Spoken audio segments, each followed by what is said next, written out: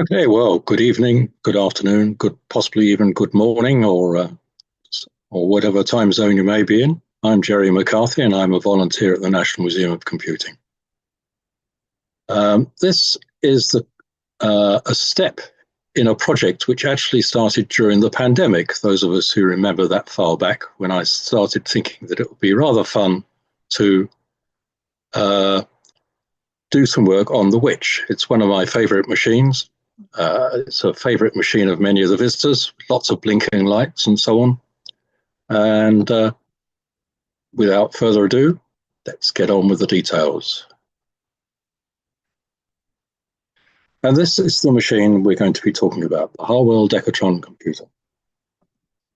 So let's start with the bits, the hardware, first of all, and then we'll move on to the software programming aspects.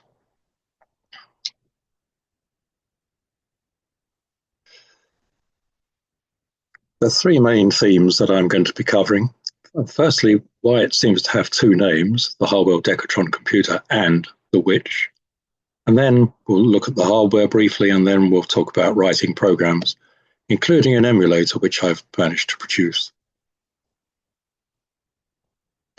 So the design of the computer began in 1949 at Harwell, an atomic energy research establishment, where they needed to automate the calculations being performed on hand calculators by human computers, as they were then known. This was the design of nuclear power stations or nuclear reactors. 3 years later, it was complete and passed to the people who were actually doing the design work for the nuclear reactors. When Harwell no longer needed the machine in 1957, it was offered in a competition to an educational establishment which proposed its most appropriate usage for the machine. And the competition was won by the Wolverhampton and Staffordshire College of Technology, who renamed the machine to the W.I.T.C.H, Wolverhampton Instrument for the Teaching of Computation from Harwell, which conveniently abbreviates to W.I.T.C.H. The machine in 1973 was recognized by the Guinness Book of Records as the world's most durable computer, and it was moved to the Birmingham City Council for display at the Birmingham Museum of Science and Industry. In 1997, that museum closed and the machine was put into storage. But following TNMoC's proposal to restore it to working order, a long-term loan was agreed. And in 2009, it was actually moved to TNMoC for restoration.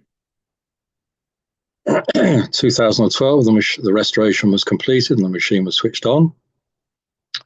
And the Guinness World Records again recognized it this time as the world's oldest original working digital computer. And today it is one of the museum's most popular exhibits. And if you want to read a longer version of that, it's on our website with a subfolder of W.I.T.C.H. So now for the hardware. We'll start with the memory. If you look at the left-hand side of the machine, you'll see three boxes, similar-looking boxes in a row at the top, and then three pairs of boxes, some of which have got orange lighting coming down in two columns. Each row in one of those boxes contains what you might consider to be a word of data in modern terms.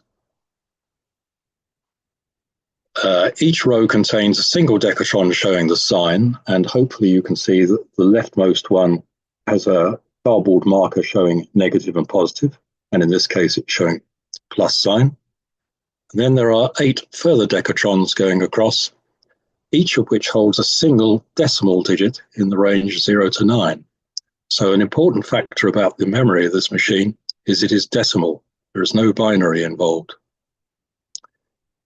The sign is either 9 for negative or 0 for positive. Negative numbers are held in a rather unusual form in 9's complement. So for example, minus 1.70 is held as minus 8.9999999. There's also the capability of having a minus 0, which is held as a negative and all the nines. When I first encountered that, I thought this was very strange. I bet this is the only computer to have ever done that. But in more recent times, I started studying a Soviet/Ukrainian computer called the Kiev. And this comes with hardwired constants. And in location octal 3026, there's a 41-bit item, which is actually -0. If the 20 in the leftmost column were 2 zeros, then that would be a +0. So it's not my witch isn't that unique as I'd thought. And this has been extracted from the Vycheslitelnaya Machina Kiev by Viktor Glushkov and Katerina Yushchenko, printed in 1962. Just to give the formal references. Decimal point, it's fixed point. So the first digit is before the decimal point, and then the following 7 digits follow the decimal point. The total range of each word, therefore, is plus and minus 0.70s to plus and minus 9.79s. Now that fits in 28 bits, so in round numbers of bytes, that's 4 bytes per word. And there's 90 of those in the total machine, so that's roughly equivalent to 360 bytes. So you have the storage, which is taller than I am, and probably about, if I were to lie down on the floor, as wide as I would be lying down on the floor, and it's a total of 360 bytes. The boxes, the memory boxes are addressed, bottom right is address 10 through address 19, then up one is 20 to 29, and so on through the range of 10s until you get to 90 to 99 in the top left box. If I multiply two 8-digit numbers, then I need a larger register to store them somewhere. And so there's a double-length accumulator here, which has a sign and 15 digits. And again, you can see there's a plus sign in the leftmost row, leftmost decatron on the left, and 15 digits to follow. The range of the accumulator is therefore plus and minus that number to plus and minus that number. Not only do you store data in the memory, but you can also store instructions. That is to say, orders. Each instruction is held as a positive 5-digit number, of which in general the first digit is the order number in the range 0 to 7, followed by two 2-digit pairs, each holding an address in the range 00 to 99. So the format is plus N1, which is a single digit for the order, N2 and N3 for the first address of the instruction, and N4 and N5 for the second address of the instruction. Not all addresses in the address 1 field are actually addresses, and I'll come to that in due course. And I'll go into rather more detail, possibly more detail than you'd really like to know, in the programming section later on. So that's the memory that runs from 10 to 19, 10 to 99. And I did mention there were some, the addresses could actually be from 0 to 9. And these are peripherals, which are address map peripherals, some of which aren't actually real peripherals at all.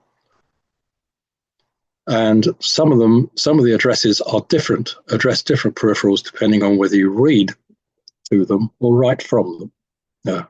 Read from them or write to them. So if you read from address 0, then you randomly get the value of 0 or 1. And this apparently is used to random rounding of results when you're truncating, for example, from the accumulator to an 8-bit word. And as far as I know, this actually doesn't work on the machine itself, although I have put it into my emulator. If you write to address 0, this is called the drain. and is just a null destination which can be used with certain instructions to clear a memory location without wasting a real memory address. And we have addresses 01 to 07, and that involves reading from 7 paper tape readers, which are numbers 1 to 7. Here we have a rack of 5 paper tape readers. The other 2 are at the other end of the machine, and I'll show them later. The tape readers are 5-track tape, and it's a mechanical tape reader, so it actually uses pins that are pushed up against the tape, and if they go up, they register as a hole, and if they don't go up, they register as a not hole. And the coding is completely non-standard. Well, non-standard in terms of any of the other machines that we've ever encountered. So it's not, for example, telegraph alphabet. It's not the same as the EDSAC rebuild machine, with which the WIT shares the room. So you have single hole codes, which are, as you can see, plus sign, line feed, space, carriage return, and minus sign. We tend only to be using the plus sign or the minus sign out of that group, along with space, excuse me. Then we have the 10 digits, 0 to 9, which are each represented by 2 holes in the tape in a not particularly obvious pattern. Then we have codes which are 3 holes per row, which represent 10 block marking characters. And that's used by the machine to work out where a program actually starts on a piece of tape.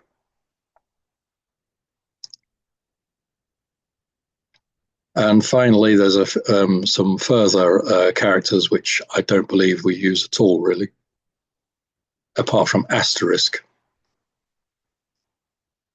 You can write to addresses 1 and 3, and they are 2 printers.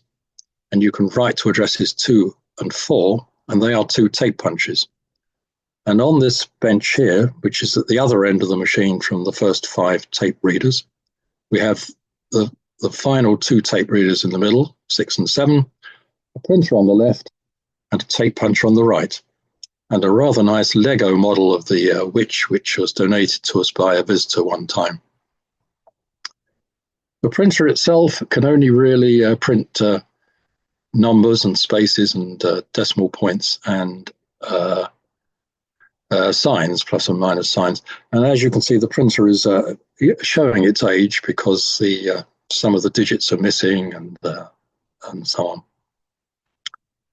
on. Address 8 is the 15 is part of the 15-digit accumulator, the last 7 digits with a sign on the front. And 9 is the total 15 digits, the accumulator.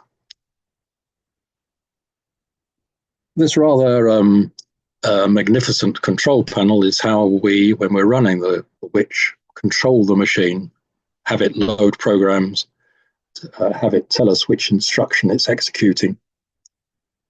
So, for example, if we want to reboot the machine, there are 2 switches which I've now highlighted, start and cancel, which when you flick those switches in an appropriate fashion, it starts to load programs from the tape reader 1. On the right, there's a 20 position keyboard, digits on the right. The 10 key is not actually a 10 key, it's a 0 key. It's a bit of a mystery why it says 10 to me.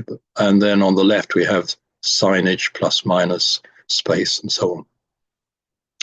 And using that keyboard, you can actually run as enter and run a single instruction to maybe just test the machine or just see to look at the memory location or print out a memory location or some such. Manual control, in fact, switches the keyboard or allows you to alternate between the keyboard and paper tape reader 1. So if you have manual control down, you can input instructions using the keyboard. If you have manual control up, then instructions are read from paper tape reader 1. So now we're getting on to the programming part. As I said, there are 7. Well, in fact, when we get to it, there are 8 possible digits in the first column, but I'm just going to cover the range 1 to 7 to start with. And it basically works on the principle of taking the contents of one address location and putting them into a second address location.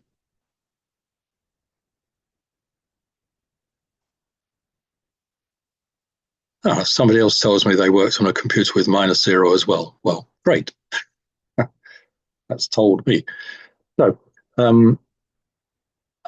and the instruction number 1 is to add a sending store to the receiving store. So if you want to add a digit to another, or if you want to add a memory location to another memory location, you just use the 1 instruction. If you use a 2 instead of a 1, then it clears the store that the number was originally obtained from. And that's a useful instruction for clearing a store in the first place, because when you turn the machine on, all the stores are randomly have random values in them and random signs. 3 and 4 are subtraction and follow the same principle.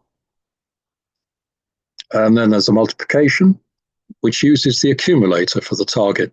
So you're actually getting the multiplicand and multiplier from 2 separate locations, and the answer is placed in the 15-digit accumulator. And there's a division which effectively works in the reverse direction, and it leaves a remainder in the accumulator. And then the last one is effectively an add instruction, but it makes the result, makes the sending value positive, regardless of whether or not it was positive or negative to start with.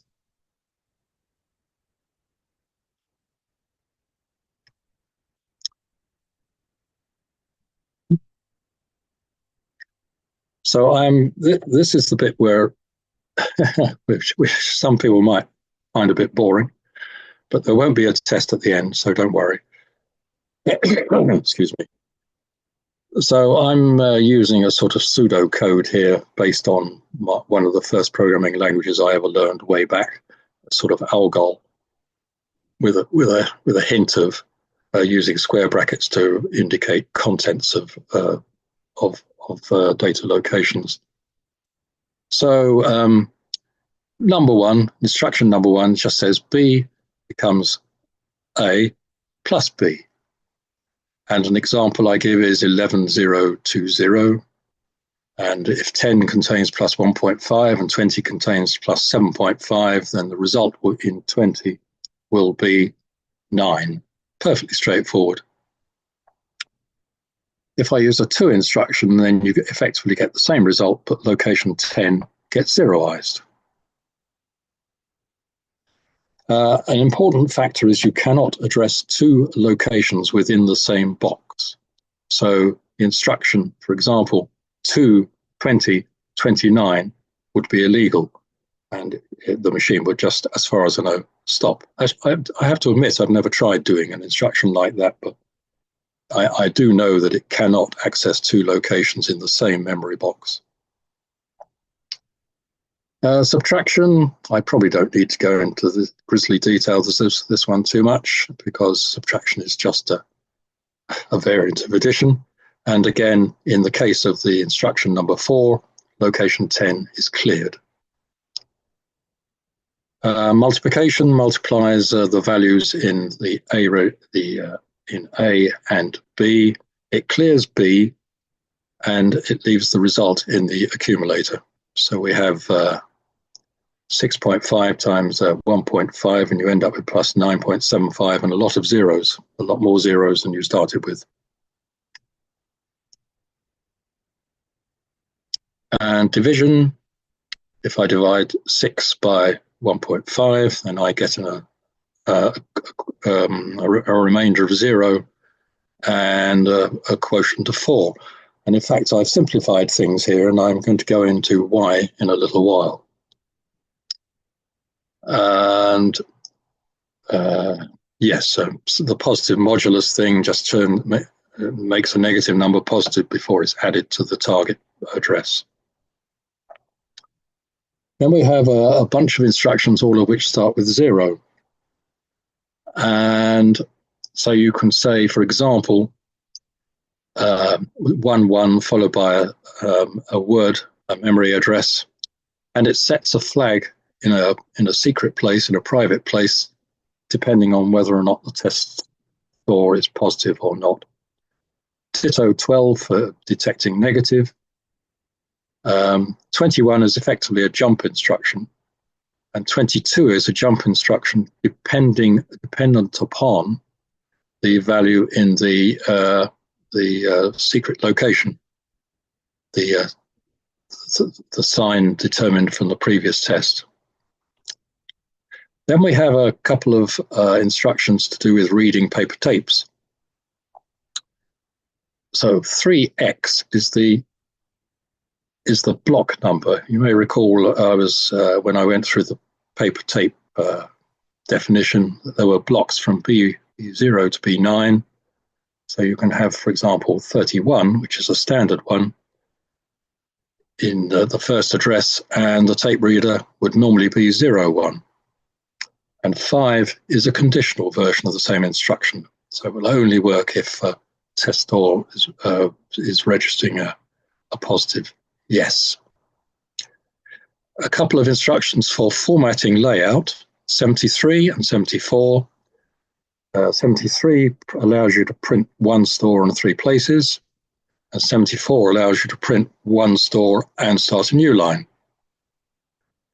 And it has to be said that if you haven't done a 73 or a 74 before attempting to print, then it won't print anything. 8 is a shift instruction, and I'll go into that briefly in a short while. 01, 0, 0, 1, 0, 0 is a halt instruction, so when your program finishes, and when you determine that your program is finished, if you execute that instruction, the program halts, and there's 0, 0, 0, 0, 0, which is just skipped. Now, there's certain ambiguous usages of the word control in that previous table that I just showed you, because we have transfer to new control and transfer to new controller for yes is stored on control. So I've kind of redefined them as the result of test control and target instruction, primarily for the purposes of a jump instruction. So now I can say if 30 contains plus 6.5 and I execute a 01130, then the result of test control will be yes. If it's a 1-2, then the result of test control is no, and mutatis mutandis for a negative value. And if 30 is a target instruction to which a jump is to be made, then 02130 will always jump to 30, and 02230 will jump based on the value held in the result of testing control. And if the jump fails, then you just drop through to the next instruction. As mentioned earlier, the certain characters used as block markers, so these instructions move the tape and the specified tape reader until the specified block is reached. And again, one of these is unconditional and one of these is conditional. Now, there are the machine has 2 initial orders, which always, when you operate the keys in an appropriate fashion, these initial orders are executed. The notes say that sometimes the computer will execute them by itself if it restarts by itself, but I've never seen that happening. So 03101 tramps down the tape in tape reader 1, looking for block number 1. And then 021, which you'll note is a branch instruction, it basically says jump to the tape reader. And it will then start executing code from the tape reader. The code you're executing from the tape reader can either be the program you want to execute, or it could be a method to get the program into the memory so it can be executed from the memory. The tape doesn't need to be loaded into the reader at block number 1 because it will just skip blank tape. This one I already said, you have to do a 73 or a 74 or the printer won't work. And there is no actual print instruction.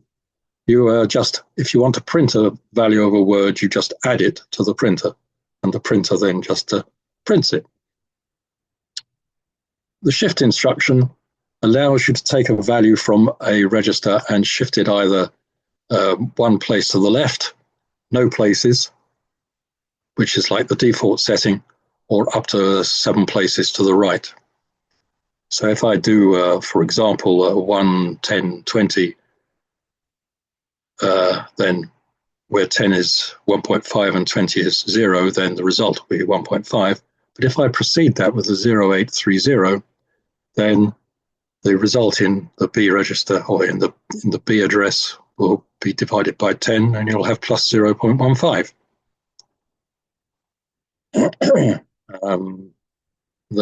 I've already explained them anyway. So this is an emulator which I started to put together during the pandemic, and then I found other things to be interested in, and then I restarted it again roughly a year ago when it was considered an idea that we might want to start teaching people how to program the W.I.T.C.H and not necessarily use the W.I.T.C.H for the purpose. You can see, oh yes, these are some differences from the real machine. If you would divide 4 by 1, you and I would expect the result to be 4, but actually the quotient is plus 3.79s, and this behavior depends on the signs of the divisor and the dividend. So for the time being, I haven't implemented this behavior into my emulator, although I have a plan to do so. I don't have any intention to do -0 and +0. And showing negative numbers in a complementary form is also not implemented yet, although once again, it's something I'm planning to do. So here we have the emulator itself. So numbers 1, 2, 3, and 4 are 4 paper tape readers. I couldn't imagine I was really going to need to emulate all 7 paper tape readers, so I considered 4 to be enough. Otherwise it gets too wide for some of the screens I run this software on. 5 is a trace, so I can see what data is ready to be loaded. 6, where's 6 gone? 6 is the memory, so we have each of the blocks 10 to 99 are in these 9 boxes on the left, starting with the one with a 6 in the middle of it. You'll notice I've got some upward pointing arrows over some of the boxes and downward pointing arrows over the last 2, over the 80 block and the 90 block. And that tells you the 2 blocks top left are actually different than the other 7 blocks. So 10 to 19, 10 is at the bottom of that block and 19 is at the top. 20 is at the bottom of its block, 29 is at the top. But for 80 and 90, then 80 is at the top and it counts downwards, and 90 is at the top and counts downwards. Hence, I put those arrows in to remind me what's going on when I can't find a number I thought I put somewhere. Starting with a really trivial program.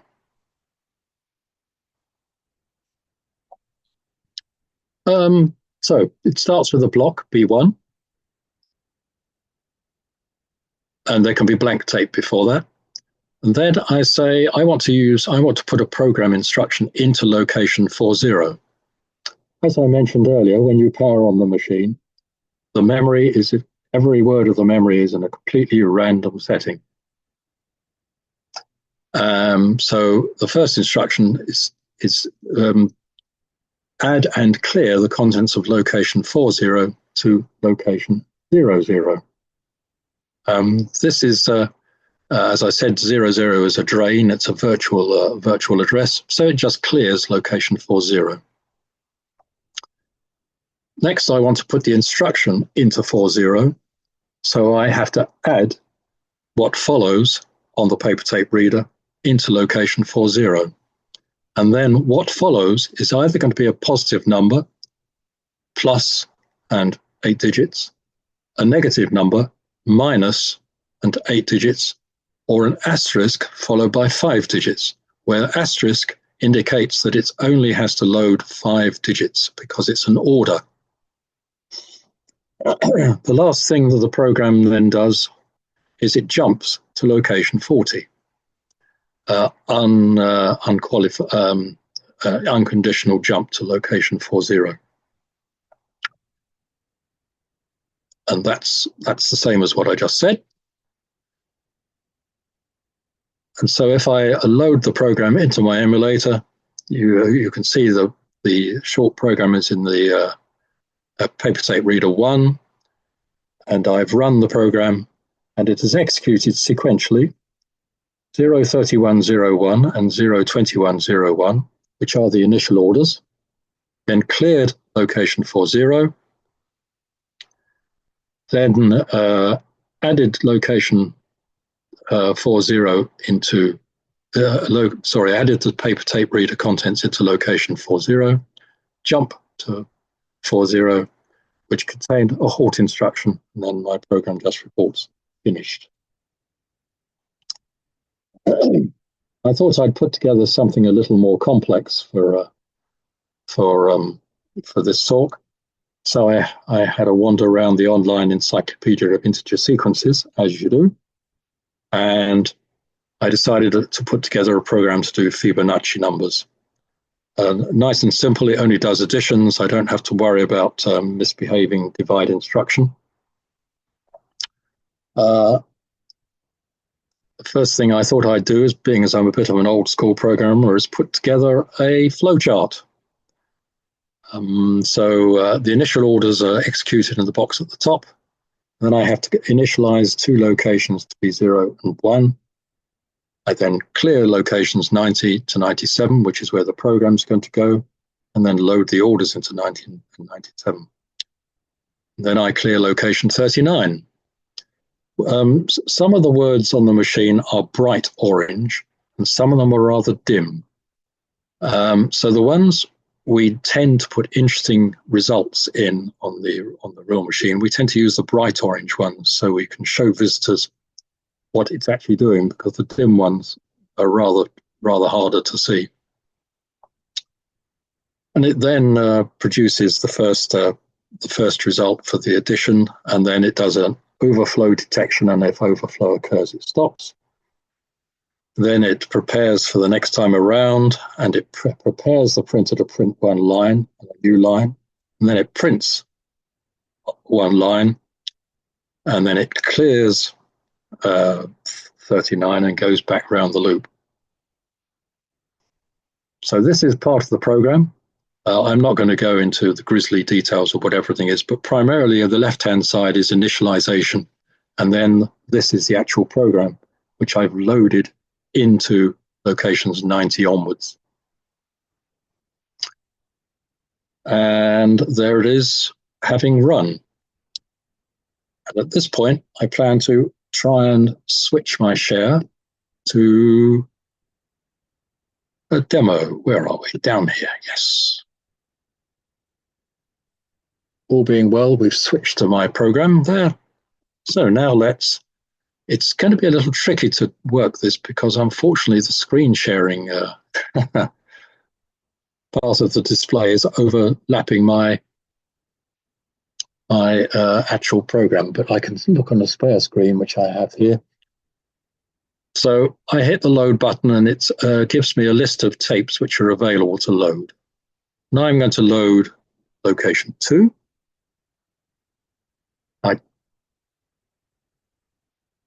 I have some little sound effects. I don't know if they're coming through, the sort of little quiet ticking noises. But the program has now been loaded, but not loaded into the tape reader, but not actually put anywhere else. If I now execute run, and off it goes.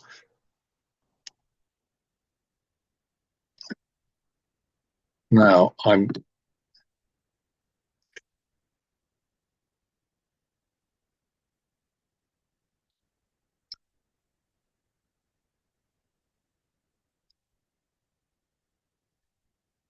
And so now it's now producing Fibonacci numbers. 1 plus 2 equals 3, 2 plus 3 is 5, 5 plus 3 is 8, 5 plus 8 is 13, and so on. And if I could stop the sound effects, it would run very much faster, but unfortunately the sound effects button is underneath the screen sharing display, and I don't believe I can move that to anywhere else.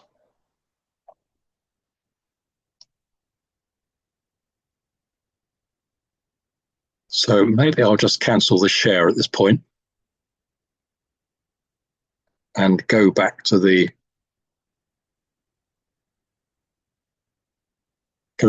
actual presentation. Is everybody hearing a loud clanking noise, loud clicking noise? No, nothing on this end, Jerry. Oh, that's all right then. That's all right then. So the result of the printer output can be seen here on which I save into a file for later interest. It's beginning and the end of the Fibonacci series generation. Now, something I do need to do is if I want to write a program on my emulator and then run it on the real machine, I need to somehow convert the numerical codes which form part of the program into paper tape. So I quickly threw together this program which can read the numerical codes in displayed in the left-hand box and produce an output tape which can then be loaded into, or can then be punched on a paper tape reader that we happen to have in a workshop behind the W.I.T.C.H. And so if I load the paper tape version having been converted, then I've got the codes on the right to see what's going on. And the program ended with an overflow down here. Interestingly, the W.I.T.C.H. itself doesn't always seem to detect overflow, and it carries on clanking away and producing negative numbers as part of the addition. Sometimes it stops, sometimes it doesn't. This is the output from the real printer on the machine. Once again, I've got the first 10 or so results from the real machine and the last 10 or so results from the real machine. That's effectively the end of my presentation. I would just mention, as I already did, in fact, that the W.I.T.C.H. shares the room with the EDSAC rebuild, which is a project that's been going for some time now to recreate the EDSAC-1 machine, which was originally created in Cambridge, and also the Hollerith electronic computer, which at the moment is out on loan. And there's a nice little Lego demo, a nice little Lego gift from a visitor. And I believe that's all I have to say, and I'd be happy to take questions.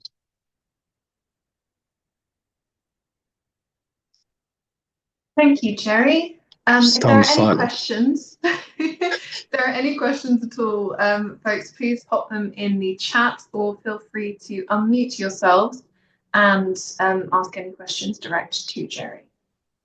Jerry, I'll kick off. Is your emulation as fast, and I'll use that word advisedly, as the real thing? No, it's much faster, actually. Yeah. only say because some years ago we had the Grand Digital, which is a Grand National equivalence on some of the old machines. I remember it, yes. And I'm proud to say I beat the W.I.T.C.H. at computing the first 15 Fibonacci numbers. I was on a hand crank calculator. Well done. Last time I've ever won anything, I think. Yes, and there is the question: how fast is the actual machine? Roughly speaking, it's a couple of seconds for an addition or a subtraction, maybe 5 seconds for a multiplication, and slightly longer than that for a division. But it depends on how complicated the multiplication and the division is. Because if you're just multiplying by 1, it's pretty instantaneous. Well, relatively speaking.